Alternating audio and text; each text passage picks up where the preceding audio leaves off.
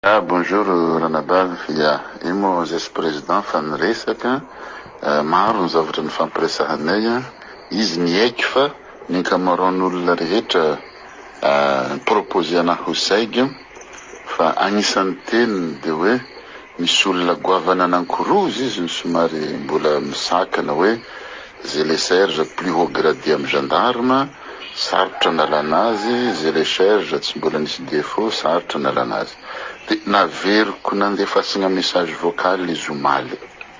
Zao nataoko tamin'ny président. Monsieur le président, lazain'olona ny conseiller anao fa serge plus haut gradé fa kanefa ny ministre ny défense ny plus haut gradé amy tafo koa nefa azony esorigny ihany. Dikan'izany azo esorigny saigy.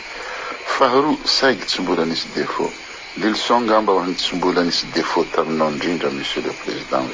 Ary nahavita lavitra no nataon'izay le serge io olo vao tonga ny maly zahay ny proposé azy mba tonga fotoagna andraisanay anjara satria mba nandray firenena iaraha managna ty tolona iarahagna namonoagna tegna misy olo sasany vetivety kely na olona tsy nanintsy na ino lasa ministre lasa ino fa antena namono tegna ho zaho sarotra ny azahoagna place fa mazana tsy zany moa ankasitrahagny zay fanendregna ataonao fa hoenjagny izy ty zay nataoko azy.